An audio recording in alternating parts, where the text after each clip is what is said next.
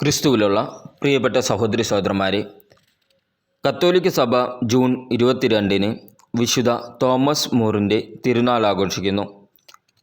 ലണ്ടനിൽ ജനിച്ച Thomas More ഒരു സാഹിത്യകാരനും അഭിഭാഷകനും ദരിദ്രരുടെ സ്നേഹിതനും ഉത്തമ കുടുംബനായകനും ഫലിത സമ്രാട്ടുമായിരുന്നു. ഇംഗ്ലണ്ടിലെ കത്തോലിക്ക സഭയുടെ പരമാധികാരിയായി തന്നെ പ്രഖ്യാപിക്കാനുള്ള ഹെൻറി എട്ടാമൻ്റെ തീരുമാനത്തിൽ പ്രതിഷേധിച്ച് മൂർ തൻ്റെ ഉദ്യോഗം രാജിവെച്ചു. അതിനാൽ അദ്ദേഹം ജയിലിൽ അടയ്ക്കപ്പെട്ടു. കഴുമരത്തിലേക്ക് കയറുമ്പോഴും ഫലിതം പറഞ്ഞാണ് മരണത്തെ അദ്ദേഹം നേരിട്ടത്. രാഷ്ട്രീയ നേതാക്കളുടെ മധ്യസ്ഥനാണ് തോമസ് മൂർ. ലേഖനം വിശുദ്ധ പൗലോസ്ലീഹ കൊറിന്തോസുകാർക്ക് എഴുതിയ 1-ാം ലേഖനം 7-ാം അധ്യായം 1 മുതൽ 7 വരെയുള്ള വാക്യങ്ങൾ.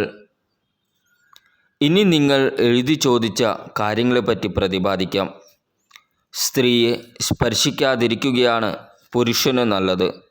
എന്നാൽ വ്യഭിചാരം ചെയ്യാൻ പ്രലോഭനങ്ങൾ ഉണ്ടാകാമെന്നതുകൊണ്ട് പുരുഷന് ഭാര്യയും സ്ത്രീക്ക് ഭർത്താവും ഉണ്ടായിരിക്കട്ടെ. ഭർത്താവ് ഭാര്യയോടുള്ള ദാമ്പത്യധർമ്മം നിറവേറ്റണം. അതുപോലെ തന്നെ ഭാര്യയും. ഭാര്യയുടെ ശരീരത്തിന്മേൽ അവൾക്കല്ല അധികാരം, ഭർത്താവിനാണ്. അതുപോലെ തന്നെ ഭർത്താവിൻ്റെ ശരീരത്തിന്മേൽ അവനല്ല, ഭാര്യയ്ക്കാണ് അധികാരം. പ്രാർത്ഥന ജീവിതത്തിനായി ഇരുവരും തീരുമാനിക്കുന്ന കുറേ കാലത്തേക്കല്ലാത്ത പരസ്പരം നൽകേണ്ട അവകാശങ്ങൾ നിഷേധിക്കരുത്. അതിനുശേഷം ഒന്നിച്ചേരുകയും വേണം. അല്ലാത്ത പക്ഷം നിങ്ങളുടെ സമയക്കുറവ് നിമിത്തം പിശാച് നിങ്ങളെ പ്രലോഭിപ്പിക്കും.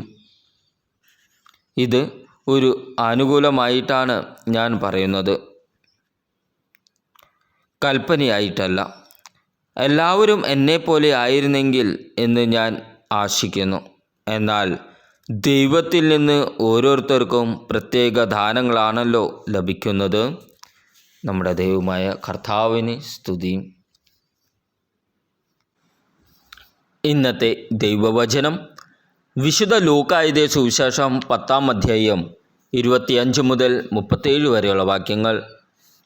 അപ്പോൾ ഒരു നിയമജ്ഞൻ എഴുന്നേറ്റ് നിന്ന് അവനെ പരീക്ഷിക്കുവാൻ ചോദിച്ചു, ഗുരു, നിത്യജീവൻ അവകാശമാക്കാൻ ഞാൻ എന്തു ചെയ്യണം?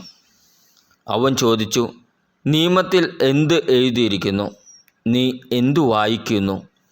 അവൻ ഉത്തരം പറഞ്ഞു, നീ നിൻ്റെ ദൈവമായ കർത്താവിനെ പൂർണ്ണ ഹൃദയത്തോടും പൂർണ്ണ ആത്മാവോടും പൂർണ്ണ ശക്തിയോടും പൂർണ്ണ മനസ്സോടും കൂടി സ്നേഹിക്കണം, നിൻ്റെ അയൽക്കാരനെ നിന്നെപ്പോലെയും.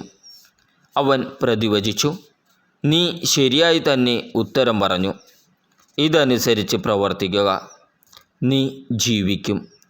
എന്നാൽ അവൻ തന്നെ സാധൂകരിക്കാൻ ആഗ്രഹിച്ച് യേശുവിനോട് ചോദിച്ചു, ആരാണ് എൻ്റെ അയൽക്കാരൻ?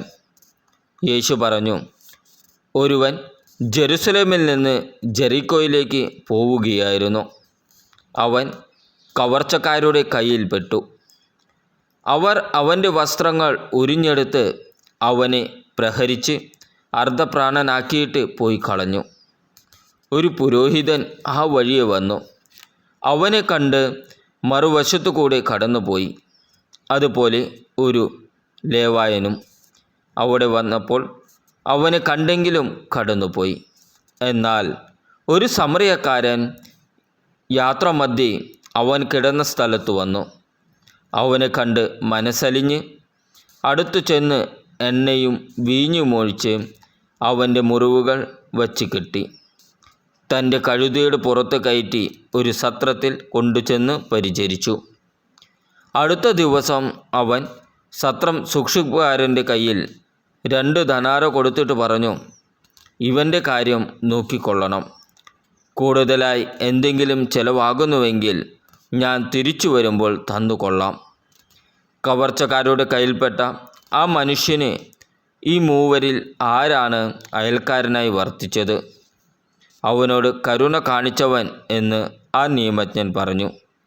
യേശു പറഞ്ഞു, നീയും പോയി അതുപോലെ ചെയ്യുക. നമ്മുടെ കർത്താവായ ഈശോമിശിഹായ്ക്ക് സ്തുതി. വിചിന്തനം: തന്നെ സാധൂകരിക്കാനുള്ള ശ്രമമാണ് പലപ്പോഴും നന്മ ചെയ്യുന്നതിൽ നിന്നും നമ്മെ തടയുന്നത്.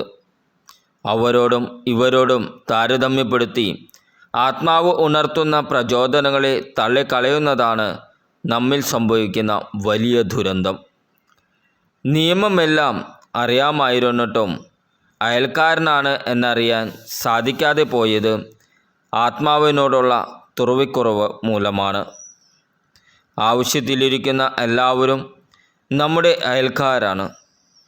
അടുത്തെത്തുന്നവരുടെ ആവശ്യങ്ങൾ തിരിച്ചറിയുവാൻ സാധിക്കുന്നത് ദൈവാത്മാവിൻ്റെ പ്രചോദനങ്ങൾ ശ്രവിക്കുമ്പോഴാണ്. സ്വന്തം സുഖവും സുരക്ഷിതത്വവും നോക്കാതെ അപരൻ്റെ രക്ഷ പ്രധാനമായി കരുതി തന്നാലാവുന്നതെല്ലാം ചെയ്യാൻ തയ്യാറാകുന്നവൻ എല്ലാവരുടെയും നല്ല അയൽക്കാരനായിരിക്കും. നമ്മുടെ കർത്താവായ ഈശോമിശിഹായ്ക്ക് സ്തുതി.